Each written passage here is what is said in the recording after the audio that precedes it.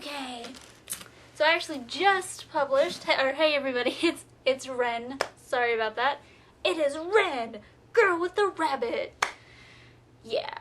Anyways, so I just actually finished filming a review that I wasn't all that excited about the book, but I am in love with this trilogy. I am going to be reviewing for you today the His Fair Assassin trilogy by Robin LaFevers.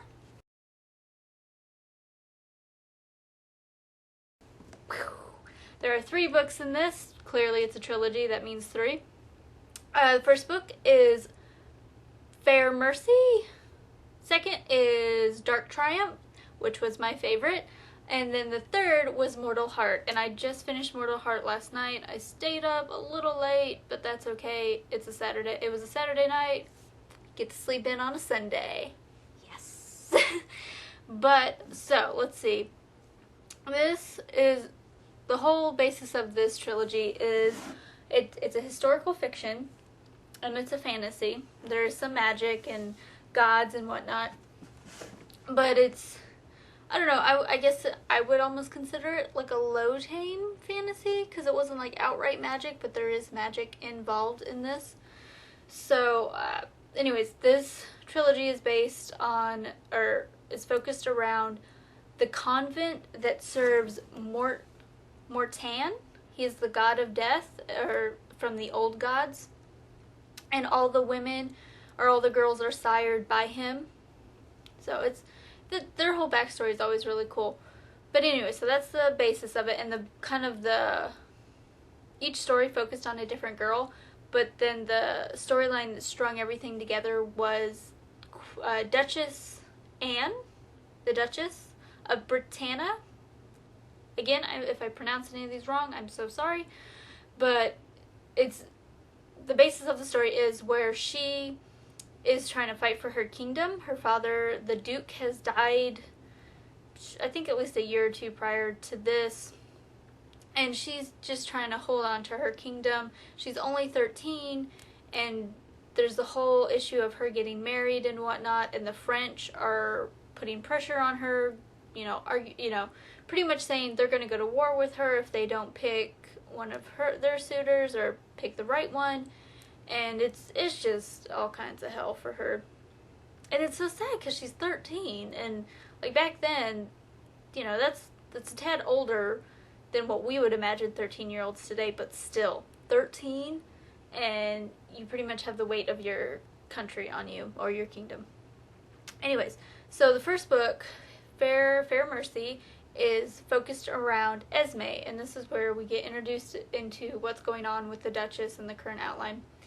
And in this one, Esme goes, actually, we find out it is the Duchess' half-brother, so he's the bastard brother of the Duchess.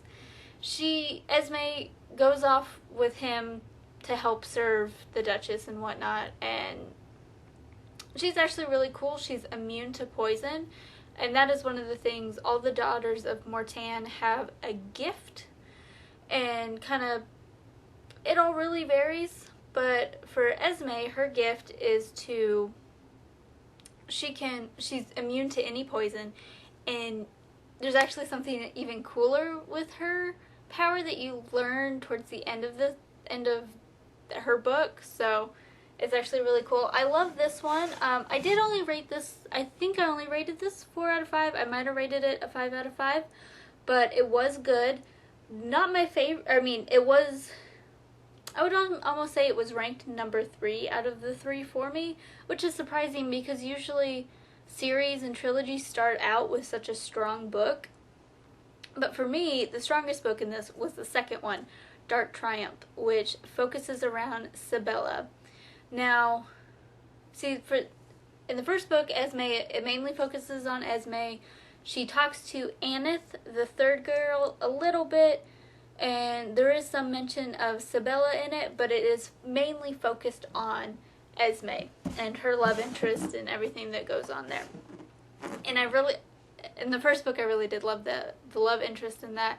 It was, I don't know, it was cute, like, oh, we don't like each other, but we do like each other kind of thing. I'm always a sucker for those. But, okay, the second book, Dark Triumph, it is focused around Sibella, which it took me until, like, towards the end of the book that I realized I was pronouncing it wrong, because I kept pronouncing it Sybil, and it's actually Sibella, or at least that's how others have pronounced it. Now, like I said, this one was my favorite out of the three. Robin LaFevers just came, I don't know, she wrote this book and was, she knocked me off my ass, I'll tell you that. And it was really good. Sibella, there was a lot of dark issues brought up with this, because she's technically sired by Mortan, but who she grew up believing was her father is Lord Del Alberts. There's something prior to it's something Albert or something like that, and he's a monster. And pretty much she grew up in a house of horrors. The man has gone through 6 wives, rumors that he killed all of them, and he was actually supposed to be marrying the Duchess, but thankfully that does not work out. But in this one, she has been sent to go back to live back with her father. She, like 2 years prior, had run away and had been brought to the convent, and was towards the path of recovery from pretty much all the emotional scars that emotional wounds that she had suffered, and she kind of gets thrown back a little prematurely, but she is such a badass, and I don't know, she did whatever it was needed to be done to help the Duchess. Anyways, so in this one, it's where she's in her father's house, but then she ends up breaking out one of his prisoners, Beast, which you met in the first book. And what was really nice was this book picked up right at the end of the first book. And so she busts out Beast and run off.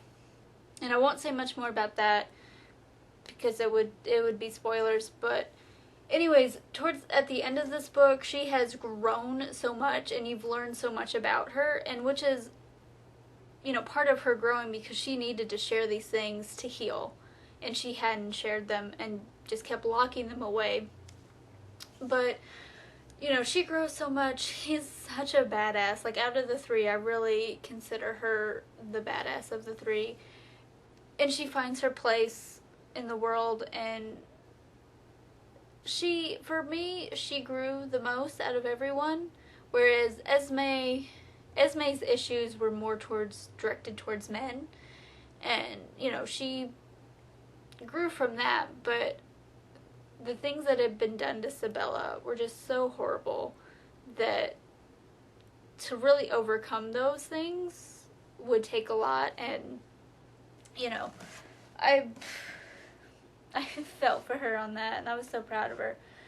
But that book, I did give a 5 out of 5. I loved it, like I said. I finished it and I don't know, I just wanted to tell everybody about it. Now, for the third book, Mortal Heart, this focuses on Aneth. Now, the timeline for this actually backpedals a bit. So, the start of this is actually about towards the end of the first book, and then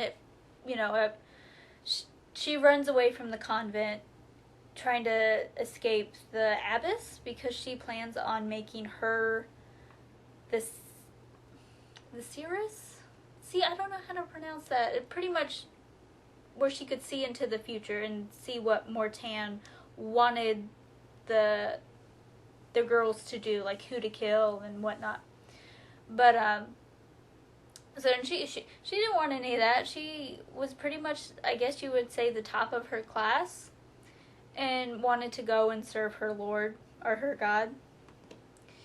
Well, in seeing this, so she runs away, and pretty much during her travels is when the second book happens, and actually let's see, yeah, so the end of the second book, when Sabella is coming back, is about halfway through this book. So this book, the first half takes place at the ending part of the first one and the entirety of the second one. But anyway, so she travels and she ends up getting to where she needs to go and finding out a lot of information that some of it I did see it coming, like who her mother was and some other things that went with that. I saw that coming. It wasn't a big of a surprise, but her love interest in this one was a rather big surprise for me. I mean, you right away, whenever they meet, you can kind of tell this is who it's going to be, but who he, like his whole, where he came from, totally threw me for a loop. That surprised me. But as I said, that book, and the nice thing is I really think you could read any of these books on their own, but there is like that overlaying story of the Duchess that you would have to read it in order to understand what's going on. I love the ending of this as well. I think I would rate this maybe a 4 out of 5, or 4.5 out of 5, or 5. Definitely not below 4.5. I really did like it. This series, I really did like.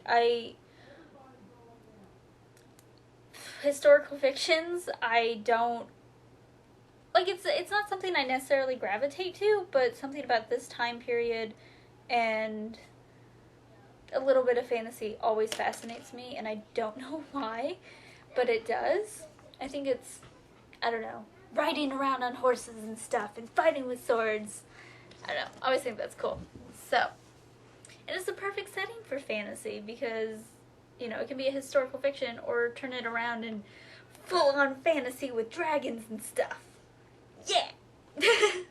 But yeah, I really liked Robin LaFevers' writing. LaFevers? Writing?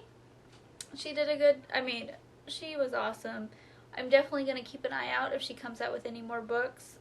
And this was just a very well-written trilogy. I want to say that it was progressively got better, and she had everything laid out. The pieces fit together perfectly. I honestly don't, there were no plot holes or anything. I just want to, first off, let's just give this series a 5 out of 5 for how freaking well written it is, and with the closure and all of that, and how she even managed to, while it is a trilogy, you could easily read each of these by themselves and not have to really interact with the other ones.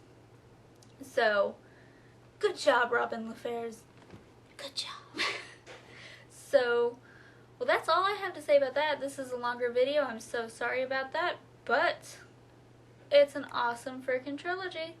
And I will talk to you guys later.